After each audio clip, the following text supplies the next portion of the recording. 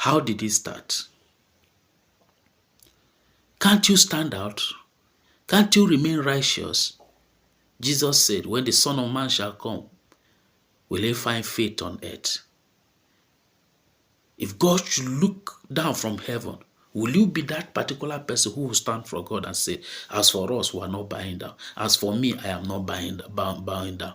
I will remain whom I have been.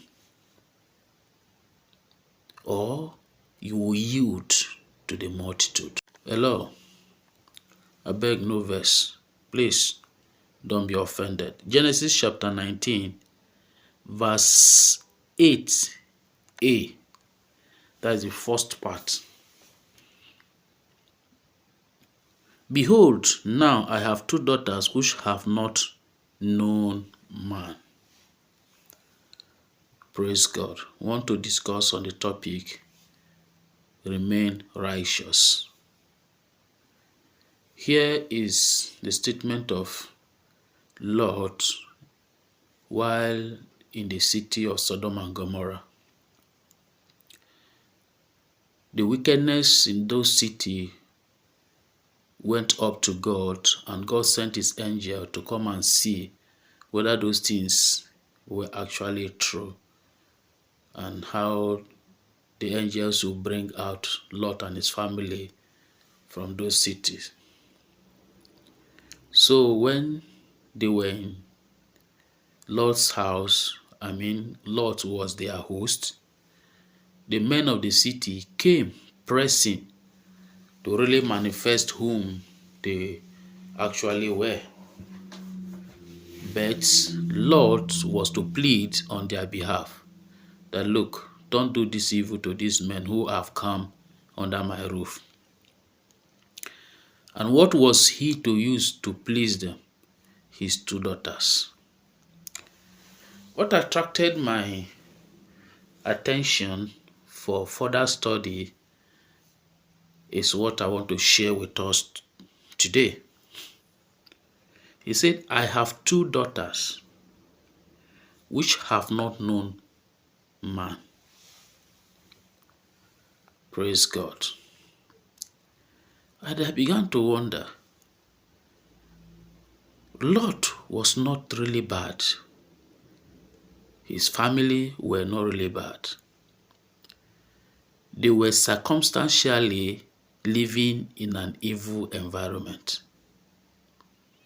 They were living in a very wicked environment. So, look at how he described his daughters. They have not known man. Even though the cities they were living in were known for dirty practices, fornication, adultery, homosexuality, homosexualism, lesbianism, and what have you. Those kind of things were going on in that place. But these two daughters of Lot were not practicing those wicked things.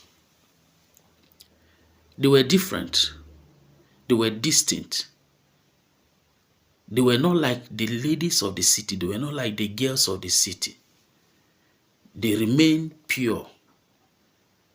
They had not known man. What a great feat. What a life to emulate. But let's draw this close a bit. Can any of us say such of our children today? Can any of us say such of ourselves either? How did you begin to practice that sin you are doing, practicing now? Those things that were unrighteous, how did you begin to do? How did you begin to do them? You started doing them when you found yourself in a place where they do such things. You were influenced. I remember in the 80s in secondary school, I started smoking then because of peer group influence. I was influenced by my friend, whom I never knew were smoking before.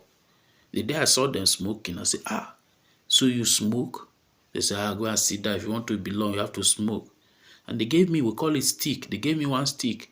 And that was how I began to smoke then. How did you, begin to, how did you begin to become a harlot? Was it not because somebody influenced you? You were not practicing such before, but you yielded to pressure. You couldn't stand. The lifestyle you are living today, how did it start? Stealing you are into today, how did it start? Bribery and corruption you are into today, how did it start?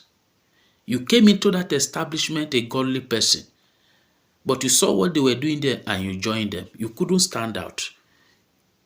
You joined them. Was that not how it happened? You came into that department, into that office.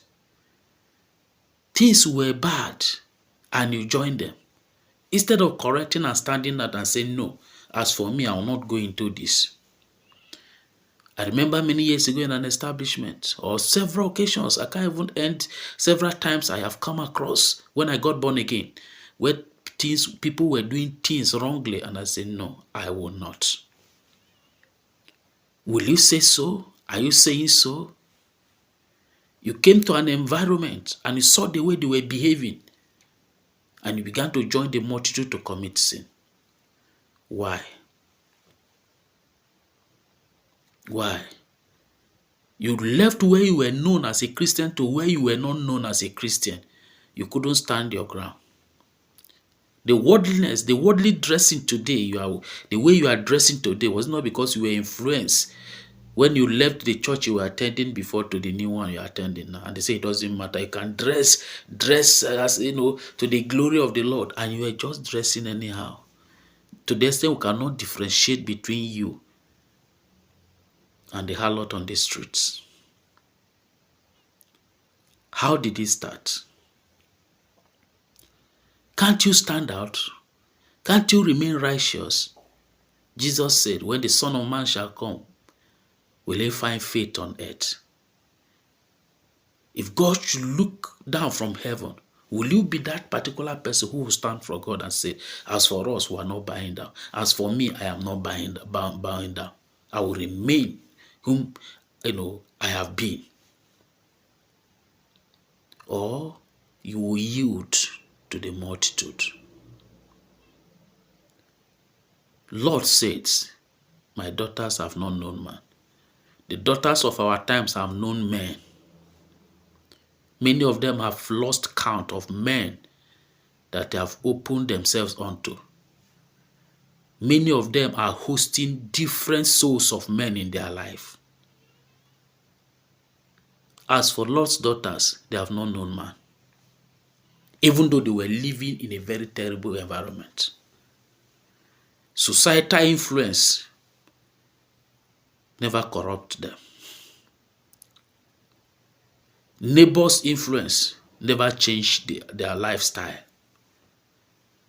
How many a time people travel from the village to the city, they become city girls.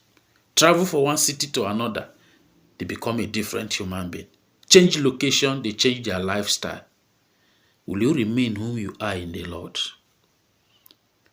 Those who knew you in the 80s, those who knew you in the 90s, can they see you today and still say, yes, this is the person we knew that time, is still holding on to faith? Are you still speaking the spiritual language up till now? Or you have changed? Are you still remaining in faith? Or you have given up? What made you to change? Remember how you were when you first got born again? Are you still like that? Is your fire still burning? Or it has burned out? Has your oil dried up? Or you are still having more to fuel your fire? Remain righteous still. The journey has not ended. The end has not come. The battle is not over. The race has not ended. You are still running. Don't stand and rest when you have not reached the line. Jesus will want to meet you running the race for him. Remain whom he has called you, and the Lord will bless you. Thank you for listening. God bless you.